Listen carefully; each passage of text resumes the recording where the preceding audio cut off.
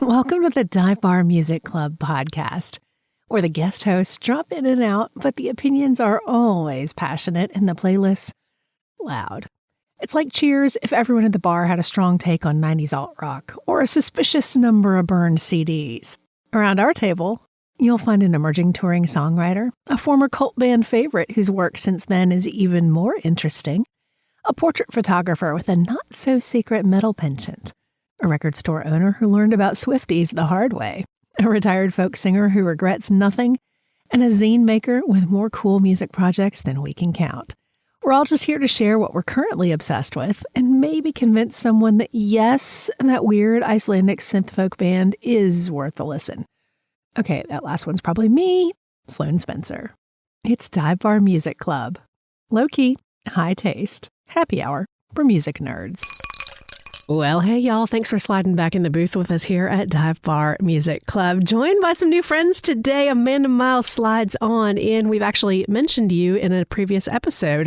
Your ears might have been burning. I'll tell you about it in a sec. And Kim Ware is back as well.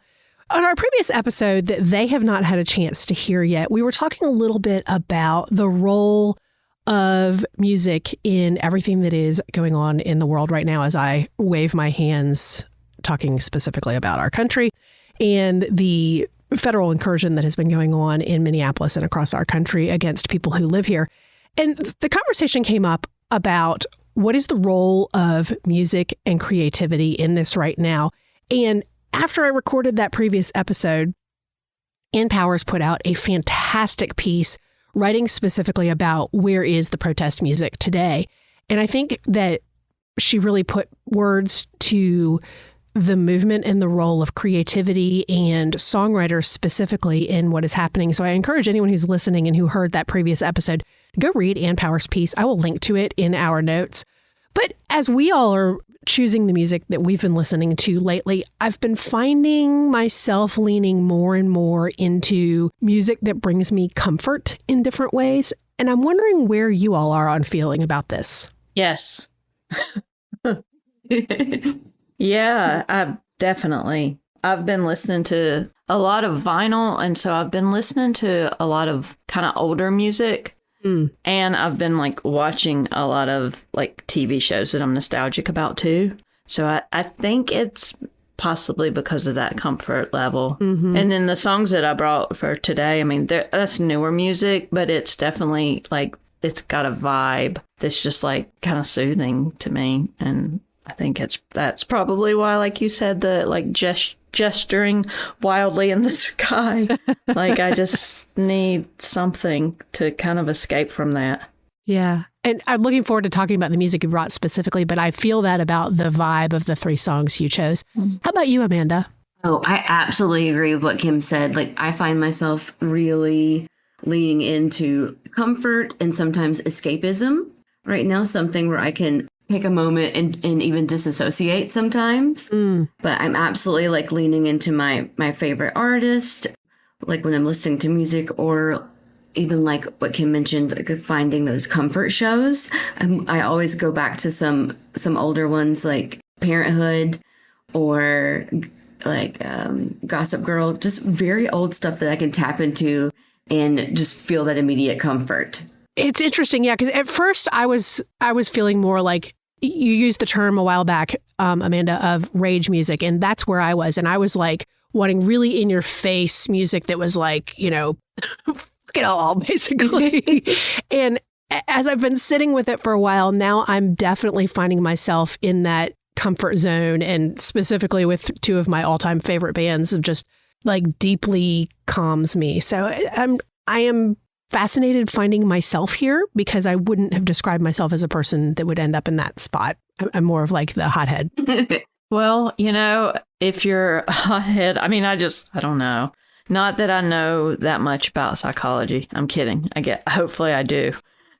But I mean, maybe you are in that field. But no, I mean, even if you are a hothead, I think it's like, it seems like we're surrounded by that vibe. So I can see how even you would still want something that just kind of like lowers the anxiety levels, I guess.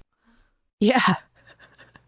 That's exactly it for me. You know, it's not like we're here to fix me, but I've certainly been trying to fix me. Yeah.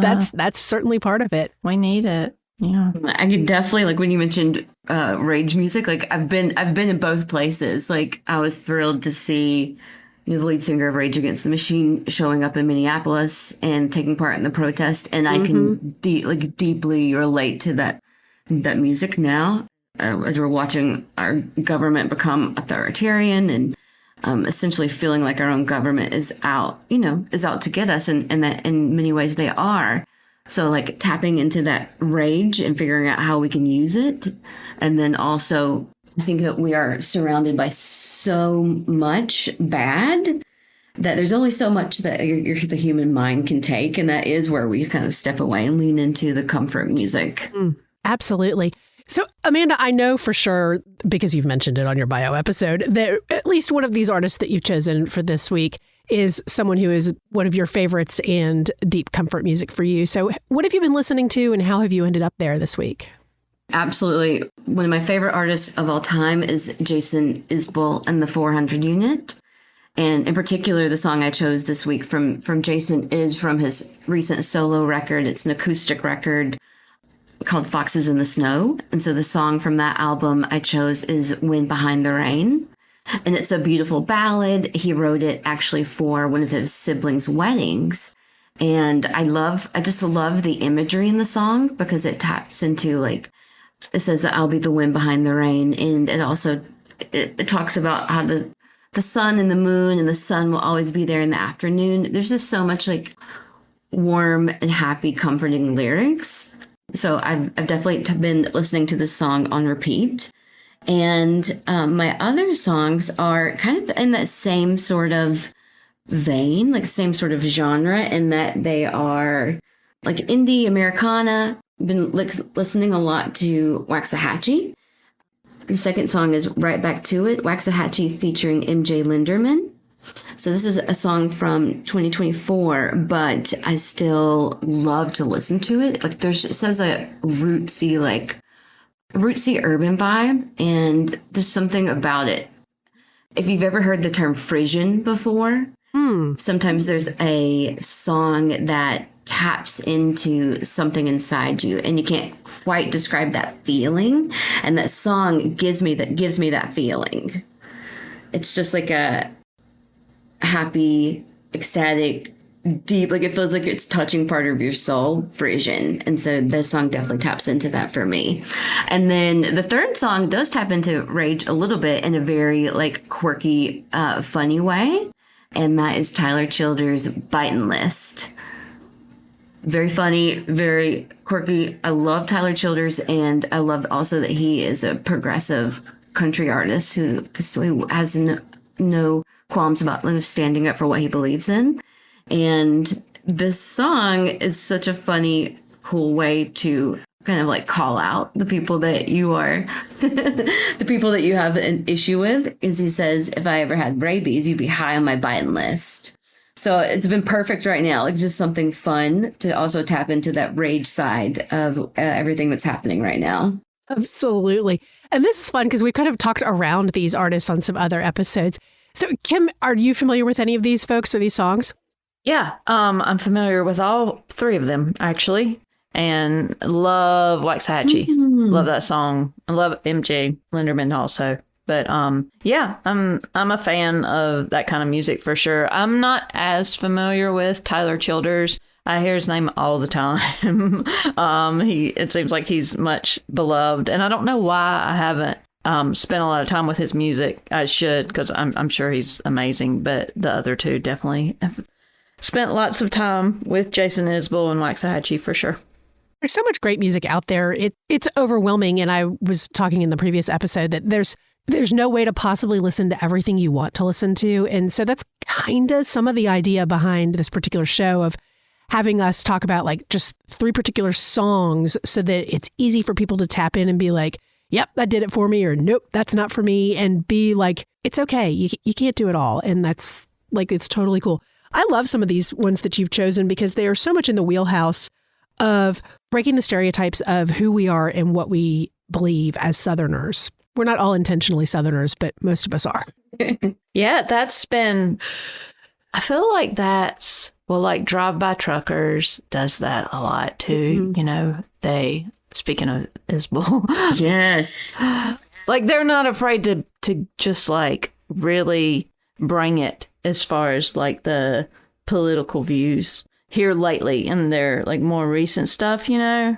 And I don't know, do you guys like ever listen to Trey Crowder and his podcast, Well Read? Oh, yes. Comedian. Yeah, like, I don't know, maybe it's just me, but it seems like that we didn't used to see that as much. Like people who are really, really, really Southern, like unapologetically Southern, right? But at the same time, unapologetically like, hey, this crap going on right now is I'm not behind that, you know?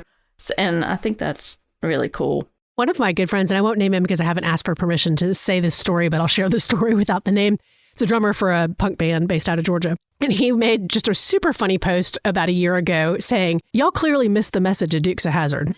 Yes. Yes. It was just like, for those of us, especially those of us in our 50s, like, it was just such a pointed statement to a specific group of people. And I was like, oh, yeah. That's spot on. I think I've been seeing a couple memes lately that are, you know, saying like my Appalachian granddaddy didn't haul moonshine for all of us to become bootlickers. That's right. And I'm like, ooh, that's a sharp way to put it, but absolutely, yes. Yeah, but yeah. I like that. Oh, man. I want to loop back to your songs in just a sec. But Kim, what have you been listening to? Well, yeah, like I said, I've been into kind of some more mellow stuff. I don't know if it's because it's like winter and I've been kind of sad because I tend to be like that in the winter. But lots of new stuff from ladies, like everything that I brought for this episode, it's all new music and it's all by ladies. So the first one is Courtney Marie Andrews. The track I picked is called Little Picture of a Butterfly. It's off her most recent album, which was just released a few weeks ago. The album's called Valentine. And I had heard her before, but never really dug into her stuff all that much. But something about this new album is just, it's beautiful. She plays flute on this song. Like this song definitely has a vibe. Wow. It starts out like super mellow and it's very like orchestral, and then drums kick in, I guess maybe about like a third through the song, and it picks up a little and it kind of shifts, and it's really, really cool. To me, her vocals on this album are just amazing. I mean, it's so beautiful. Reminds me a little bit of Tiff Merritt and Angel Olsen, who two like really amazing singers. And I read that this album was recorded to tape, which is cool because it's definitely got sort of like a throwback kind of vibe to it, I think. So yeah, I love it. I love the whole thing. That was the only artist that I brought for this episode that I was familiar with already. The other two were brand new to me. Her name is Amanda Bergman. She's Swedish. The name of her album is This How You Said You'd Be Gone? And I brought a song called Embraced for a Second as We Die. I'm obsessed with this album. Like, I just find myself when I'm like a little, I don't know, not necessarily bored because I'm never bored. I'm always too busy. But if I'm just kind of, if I need something like in the background and I'm like, what do I want to listen to most of the time here lately? It's been this album. It's to me, it's like late 70s, early 80s stuff. Some of it reminds me of Ricky Lee Jones a little bit, like just the instrumentation, I think. And I love her. But her voice sounds to me like Martha Davis from the Motels a little bit, which is great, but just really different, you know?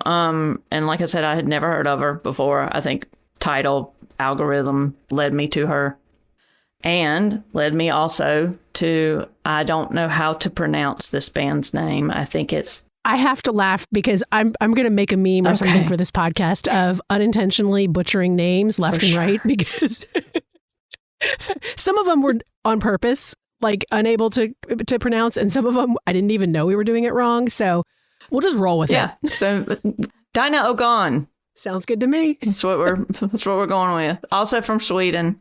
Sounds like the name of a person. I think it's the name of the band. Honestly, I know very little about them. But here lately, my algorithm kept serving up some of their songs to me. And every time something of theirs would come on, it like my ears would perk up. And I'm like, who's that? And then I'd look and it's like, oh, it's that Swedish band. But they remind me a little bit of Stereolab at times. And they also have kind of just a retro sort of vibe that I think is present, like I said, in all three of these. And maybe it's also tied to me. I mentioned I recently kind of got back into listening to a lot of vinyl. These are three exceptions. But in doing that, I've just been kind of getting into, more of like the classic stuff. So maybe that's what was so appealing to me about these. But yeah, I've been digging all three of these ladies a whole lot here lately. So much to talk about with the music specifically, but both of y'all have mentioned in different ways how you're finding music these days. And I know, Kim, you're lucking out with the title algorithms serving you up the right way. Amanda, how are you finding music? Oh, very much the same. I spend a lot of time on social media, and that's usually where songs are being fed to me, like where I'll find new stuff. But I also just like really depend on my like friend network to send me things that they're into and listening to. Like Waxahatchee came to me from my friend Katie. We love sharing music with each other. I just have a lot of fellow music lovers in my friend group. So we love when we come across something cool that we think each other would like, we share it. And so I very much value their opinions. That's really nice. And honestly, it's kind of rare to have friends who also like music that you might like. Yes. So I will say, like, we all have various, especially my closest friends, we have varying degrees of what we all like. I'm very much the country Americana.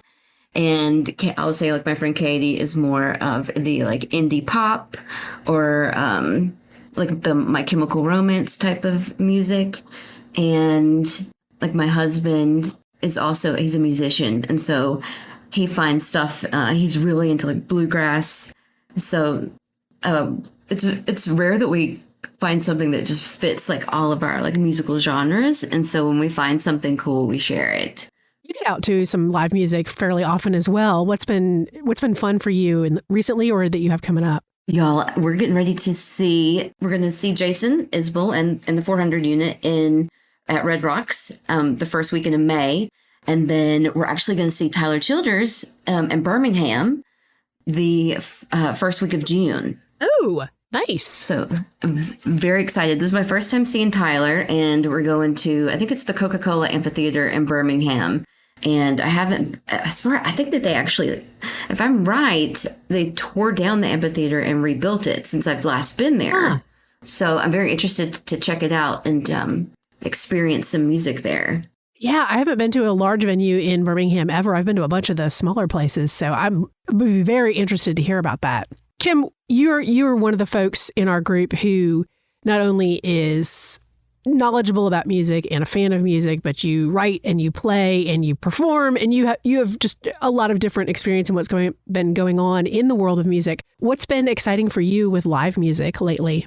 Let's see, here lately, other than like bands that my own band has played with, I think the most recent shows I went to were my husband and I went to see this kind of like emo punk, like younger band. Their name is Michael Sarah Palin. Oh, I love that. And yeah, they're from Atlanta, but I never saw them in Atlanta. We became familiar with them because we go to this big festival. Well, I say big, a festival, but it's very like anti, like kind of corporate. It's just called Fest down in Gainesville, Florida. Yeah. We've gone like the past couple of years. And Michael Sarah Palin played in this past one, and we just loved them. So we went to see them at Radio Room in Greenville, I guess about a month or so ago. Yeah, it's great. Yeah, that's an awesome venue. Sounds really good, and then like you can stand, anywhere and see really well. So yeah, that was recent. That was great. And then we also went to see the Dylan Fence reunion show. They did, I guess, about like maybe 4 dates in a row, around the Carolinas a couple months ago. And we went to that show when they played at Neighborhood Theater in Charlotte. I think that's the most recent shows, like I said, other than like shows that I've been at because I played at them. Well, so tell us a little bit more about what you've been playing lately. Well, I play in a punk band named Yaller, and we've been playing a lot. I also do solo stuff, and I haven't been playing as much here lately because I tend to take the winter off. Just because, as I mentioned earlier, I just don't like winter. But Yaller's been playing a good bit. And, we like to talk about dive bars on this show. Yaller's last show was at, it is the quintessential dive bar. It's in Piedmont, South Carolina. It's called Tribbles. And what a delightful place that was. Like, cannot judge a book by its cover, or at least you I love a place like that. And that's how it was, because I will admit, when we first pulled in, because, I'm a pacifist. And even though I play punk rock, I am like, so, I don't know. I don't want to say like timid, but I'm pretty low key and kind of shy and quiet until you get to know me, and then I'm not at all. But anyway, pulling into this new place in this like little rural area that I'd never been to before, and I don't know, just it gave this like biker bar vibe, which can be super cool, which I learned, or it can be, a little bit intimidating if you're there for like the first time, right? For sure. But man, the people could not have been nicer there. We had such a great time. It was so chill. They have a pretty amazing green room, which was that was surprising too, just from like the looks of the place, I mean, their green room is basically like a kind of like separate quarters beside the bar, and it's an enormous room, and like they had like a whole like taco spread out for us and everything. And that's cool. Yeah, and like lots of seated couches. Just it was like super relaxing. But yeah, that very, very cool place. Like, I look forward to going there again. And like I said, it was not what I necessarily expected as soon as we pulled up, which was great. Yeah. I love a story like that. Well, so when you work on your solo stuff, which is by genre quite different, do you look to play out with that, or is that more something that you're doing to express differently? I mean, I play out a good bit and have over the years, because I started doing my solo stuff in, like around 2007. So, I mean, I've basically gone through the cycles, like if I release something, then I'll try to play some shows to support that. But I've never really been big for like doing very extensive tours. I'll do some short ones. But honestly, more and more, I'm kind of getting back to just very, I guess, like intimate performances. And around here, around the Charlotte area where I live, there's a lot of like songwriter in the round shows that like people might set up, like several different songwriters I know, like just for example, might have like, the first Wednesday of the month at a place. Like this guy, his name's Mike Alec, wonderful guitar player. He does a round at different places, and I've done his, several times. There's one that David Childers does, and David Childers is amazing. If you've never heard his music, yeah. So he's from just up the road from me, and so our paths cross a lot. He does a lot of things, and he's really supportive of songwriters like myself who maybe aren't as known as him. Yeah. So I mean, I don't play. I'm not doing as much with my own stuff as I am with y'all, or mainly because I just can't. There's so many hours in the day and days in the week. Right. But yeah, I do what I can. I tend to go through little stints where it's like I'll do a good bit for a while, and then I'm like, okay, I need to take a little break from that for a while. So yeah. Right. That's cool. Well, so I'm curious as we get back to the songs that y'all picked. Amanda, how did you end up finding Waxahatchee? Okay, so Waxahatchee was actually recommended to me by my friend Katie. Right. She's been following them for a while, and she shared them with me because Waxahatchee played Shoals Fest last fall, and so which is actually a music festival in Muscle Shoals put on by Jason Isbell. And so she showed me the flyer, and I was like, oh, I definitely need to check them out. So I started listening to their music, and then really found that I loved the sound. I loved the tenure. It has that feeling of indie, Americana, country, like all mixed into one. Mm-hmm. But I also actually, I think the lead singer's name is Katie. Now I'm saying this too, Katie and Katie. Yeah. But I love Katie Crutchfield. Yeah. Yes. I love Katie's voice. The sound of her voice is just so strong but soothing. And so I just keep going back to I just love the play on her voice, the softness and strength next to MJ's voice on the song I chose. But I know they've done several duets together. But just love hearing the mix of their voices together.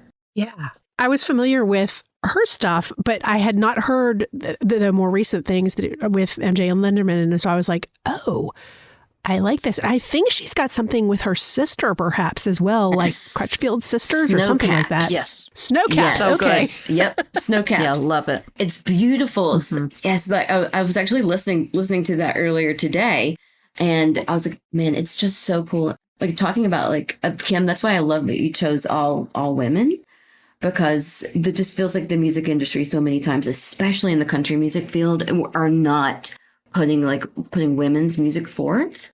It's just so male generated. So I just love hearing Katie and her sister on Snowcaps, and just hearing their voices blend together. The harmonies are incredible.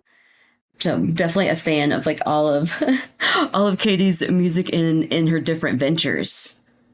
Yeah, I am too. I love everything that she does. And we saw MJ last year, I guess, at Orange Peel, and that was great. Oh, cool. That's a great venue, too. Yeah. Yeah, it totally is. And I remember hearing, because I love that track that you chose, Amanda. I agree. I love their voices together.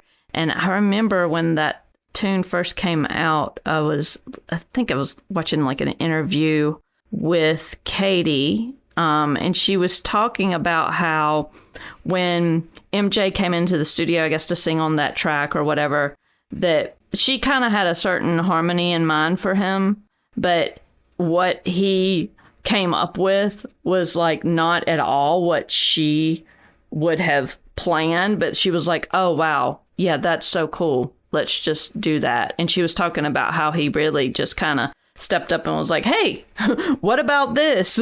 And she's like, oh, well, I didn't think that at all, but that's amazing. So anyway, yeah, they seem like they work super cool together. I love that. I love the story. I didn't know that. So the first time I watched the music video, and it's them together on a boat. It looks like they're floating through I don't know, it looks like somewhere in Louisiana, a swamp area. And I was fascinated with, honestly, with the tone that MJ chose. And I just thought it was so cool, comparing it to Katie's voice and how they were playing off of one another in the song. I love getting to hear y'all talk about this. Yeah, I'm such a nerd. A treat for me. No, I love it. No, it's the best thing ever. But Amanda, you were mentioning about the role of women in country music, and I worked in pop country commercial radio for a very long time, and we actually had a rule where we were not allowed to play women back to back. So I would do it anyway. But yes. So it's really funny that I'm just now thinking about the fact that, so I have this other podcast I started back in 2009, a million years ago, that started as a syndicated radio show. And it started when I was with that country station because I was doing a songwriter hour each day at lunchtime. And I did it on purpose so that I could focus on women without saying I'm focusing on women. And I would just like coincidentally only focus on particular women songwriters without ever stating it overtly. And so it was just kind of a way to skirt the rules without breaking the rules. And it just kind of led to this whole deep dive for me into learning more about what was going on behind the music. Because even though I'd worked in radio for a long time at that point, I was never the person who could tell you who wrote what song or who played in what band or the overlap of one band to another, unless there were bands that I knew in real life. And so it kind of opened me up to that. So all that world of learning about who plays together, who works together, and how that overlaps is kind of relatively new for me. I mean, it's only been the last, I guess it's not that new at this point. I guess we're coming up on like 20 years, but it seems new. It seems new, but it brings fresh things to music. And I think that's one of the things that's been interesting to me about the kind of professional and songwriting arc of Jason Isbell. And I'm sure you're way more knowledgeable than I, because I knew Jason back in the old Drive-By Truckers days, and then kind of lost track of what he was doing musically until, I guess, Southeastern maybe.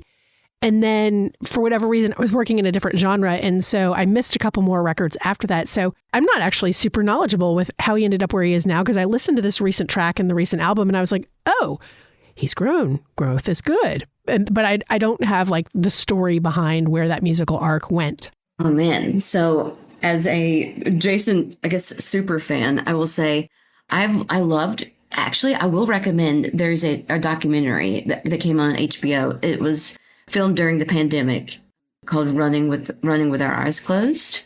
Oh, I don't know about this. Yes. So this is, I also will say, like, this is Jason and was still married to Amanda Shires during that point when the documentary was filmed.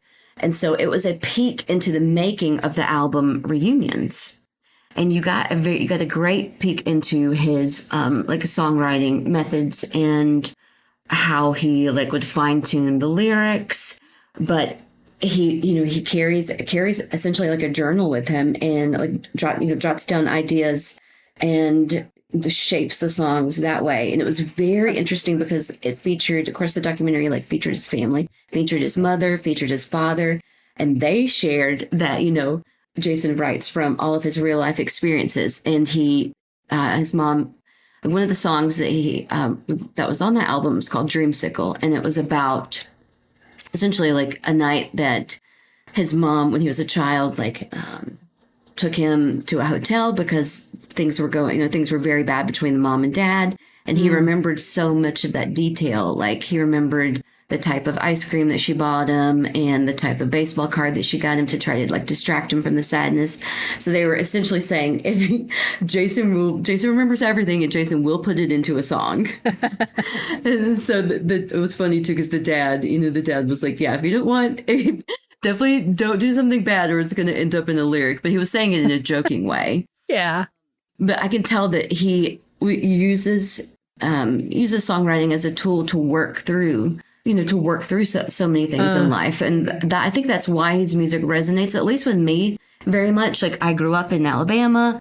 I relate so much to a lot of his songs. I speak about being from Alabama, having ties to your Southern roots, but also it being very bittersweet. So there's beauty in where we grew up, but there's also an underlying ugliness in so much of it, which is the racism and class warfare.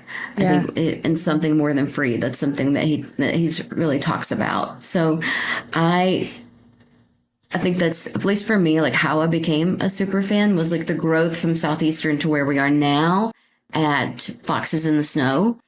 Is you can tell that he tells stories from his true life, but he's also working through things and remembering them and sometimes trying to come to terms with them. Especially when he's talking about being a Southern man and being told to be strong and silent and you don't talk about your emotions.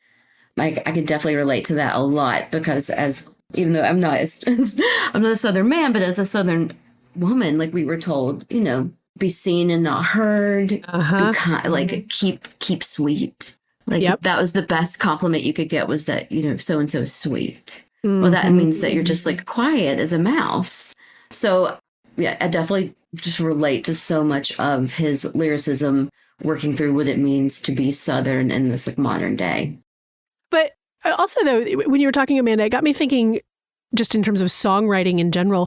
Kim, you're the songwriter. Well, actually, Amanda, you're a writer as well, different kind, but you're a writer. But when you all are writing, is that something that you are more of an autobiographical person, whether in terms of content or in terms of theme, or is it more filling a different role for you creatively? I'm definitely autobiographical most all of the time. Like I was kind of challenged without going into the whole story several years ago by someone like in the quote industry to try to write a little less personal. I kind of doubled down as a response to that and wrote even more personal there for a little bit. But it was an interesting exercise. I did take it to heart eventually and tried to write some stuff that's not really about me, like more third person stuff, which can be really cool. And I greatly respect people who are able to do that and tell a story, and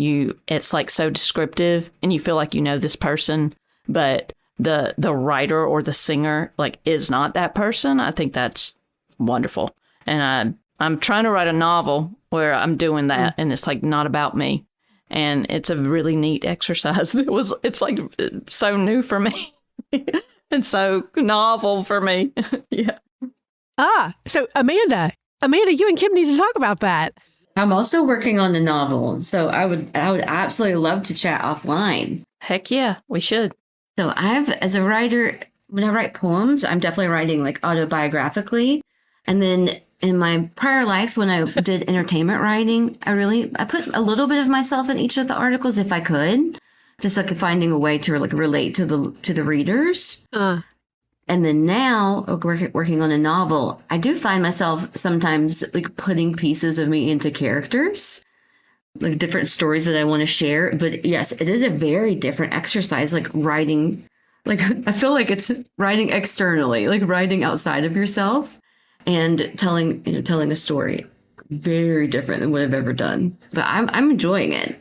It's fun, isn't it? Like I was surprised when I kind of just started doing it on a whim. And literally had not done anything like that, like writing fiction in like probably since I was a kid. And it just felt like such an escape. It's really, really cool. I was just going to say, Kim, you'll have to tell me what your novel's about, because like, that's my favorite part right now. Like when I'm talking to fellow writers is like learning what everybody's working on. It's about art, but yeah. Can I drag it out of you all? No, it's about art. It's about making art. Oh, I love that. So I have two that are in the works. Like the first book I'm working on that is based on my grandfather who was arrested for like hauling moonshine back in the 1950s. And I'm talking about, it's going to be like, it's based upon my hometown and how all of the, industries that were there, like the factories that were there were closing over time. And so how these men were trying to find a way to still like feed their families. Mm-hmm. And then because it's based in Appalachia and I'm such a passionate like music lover, I'm always trying to find ways to tie music into, like tie music into the book in some way. Yeah. Cool. What's your hometown? So I grew up in, this is going to sound crazy, y'all, a tiny, tiny community called Muscadine, Alabama. Truly, there's nothing there. There's like a gas station and that's it. And then when I was 13, we moved across the state line into Georgia to also a tiny town called Tallapoosa, Georgia. And that is where like my grandparents lived, was in Tallapoosa. So we had grandparents, some of my aunts were there. And it is still a very tiny town, but that will be where the book is set, is in Tallapoosa. Amazing names for both of those towns. Yes. I'm curious if you are familiar at all with Tyler Childers' charitable organization called Healing Appalachia. Yes, absolutely. So I work in the nonprofit sector now, so I very much follow his work and have been astonished at all that he has been able to accomplish, especially in the wake of the floods in Kentucky. Yeah. And was just very impressed with how him and many of his like friends and colleagues came together to try to raise as much money as possible for the area. But I also just really have appreciated that so many times when a disaster like this happens, there's an influx of giving, and then the media attention goes away. And so Tyler has really tried to make sure that the story continues. That he continues sharing like where they are in disaster recovery and what still needs to be accomplished. One of the things that both of you, I believe, are quite familiar with in terms of natural disaster or any sort of other crisis that leads to people needing outside support is the role of outsiders in actually providing help versus providing help that makes the donor feel like they're doing something that isn't necessarily helpful. And I'll go back to the floods in Columbia, South Carolina, where I was living at the time of 2015, which was the 1,000-year flood, historic flooding. And I ended up working with one of our food banks for many years afterwards because I saw the response that they were able to do. And the thing that I learned in that circumstance was that cash donations to existing local nonprofits meant more than anything. The biggest problem we dealt with was these well-meaning people showing up in pickup trucks full of, say, bottled water. Okay, sounds super helpful, but we had no logistics to distribute that water because the roads had washed away because of flooding. And so the people who thought they were helping were actually creating more problems. And that's what I like about what Tyler is doing with Healing Appalachia is that he's not only keeping the focus on the things that still need to happen quite some time later, but also integrating those who are already local and already have those networks. Making such a great point. Like, I worked, the very first time I did any sort of like volunteer relief was in, I guess, 2011 when the tornadoes hit Alabama and Georgia. And the same sort of thing was happening. And that's when I realized there are so many well-meaning folks out there, but if they're not aware of like the proper logistics, then it does become a logistical nightmare. So really trying to find out what is needed where is so important in the wake of a disaster relief. So yeah, I've been incredibly impressed with Healing Appalachia and everything that have. Like that the focus is exactly where it should be, which is on the folks that need support, but truly raising up exactly what kind of support is needed. And like you said, utilizing the organizations that already have like the boots on the ground. And also not overlooking the mental health impact of disasters such as that. That is what has stood out to me about Healing Appalachia. That's great. About Hurricane Helene when it came through, and I was being fed so many videos of folks who had just lost everything, lost their home, everything had washed away, and they were, trying to get support of, housing or food. And that was really what struck me was like, there's so much long-term support that's going to be needed after a disaster like that. And mental health is so imperative to like rebuilding a life. So Tyler's done an incredible job with making sure like it's not just housing or food support. It's also the mental health support that you really need to get back on your feet. Absolutely. And, I think it kind of goes back to what we were talking about at the beginning of today was escapism and solace in music is not mental health therapy. However, it is a way of self-soothing that many of us do have access to and that does play a role for big and small. And that, you don't have to have had huge personal trauma to still need that support. So on happier notes, what creatively or musically do y'all have coming up in the next couple months that you're excited about? I know, Amanda, I'm excited about your travels. I can't wait to hear all about those. I'm doing some shows. I am doing some of my own shows at the end of April, beginning of May. Oh, nice. Yeah, I'm doing 4 dates with my friend John Harrison. He performs under the name J-Phono1, and he lives in Chapel Hill area. And we do that every few years or so. Nice. We get together and do just like a short stint. So I'm very much looking forward to that. And I might have something next month, but I can't quite announce it yet. Once it's public, we'll share that info for sure. For those dates with your buddy, will y'all be playing in North Carolina? Yeah, we're playing in Greensboro, and Chapel Hill, the Cave. I'm looking so forward to going back there. It's been a long time since I played there. A show in Wilmington. Oh. And then a house show in Fort Mill, South Carolina. Okay. So that's some driving all the way to Wilmington. I know that. Yeah, that will be. We're going, it's a little back and forth, but that's just how it worked out. And it'll be good. Very cool. Very cool. We'll make sure to share some of that. Cool. So, Amanda, any other little festivals or anything that you've got your sights on? I'm definitely hoping this year to go to Shoals Fest, the one that takes place in Muscle Shoals. I've never been there. And honestly, I have a bucket list of wanting to go visit all of the hubs of the music I love so much.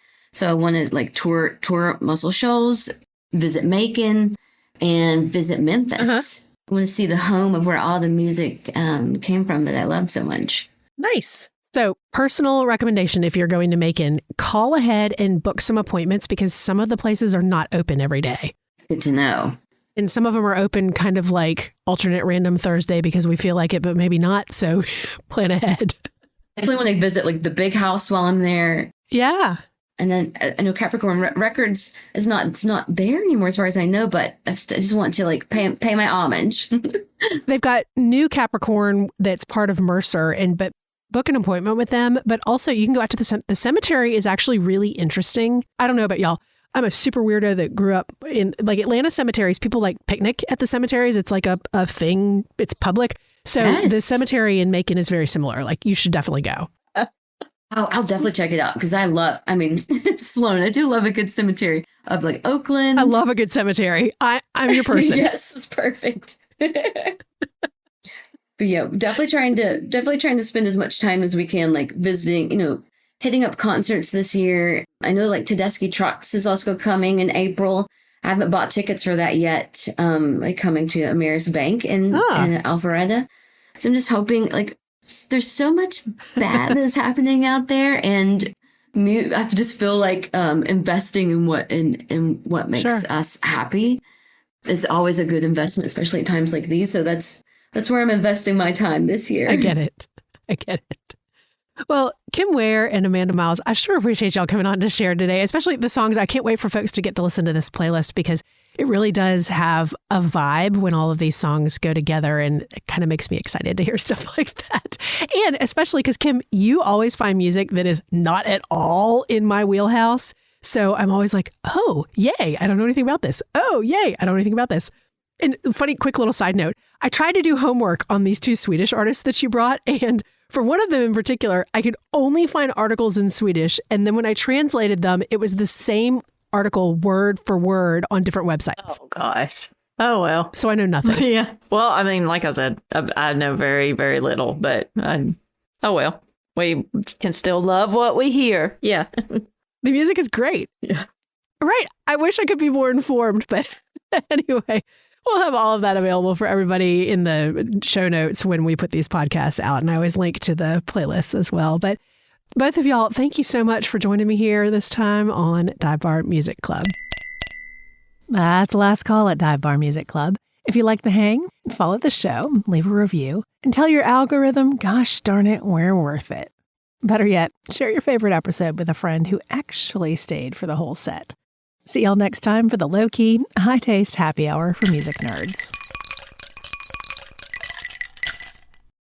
Hey, y'all. Thanks for sliding in the booth with us here at Dive Bar Music Club. I'm Sloane Spencer, a former radio host and the creator of a ton of different podcasts over the years, including another brand new one that is completely different. It's the Gen X Sleep podcast, Sleep with Rockstars. Subscribe today at sleepwithrockstars.com or your favorite podcast app.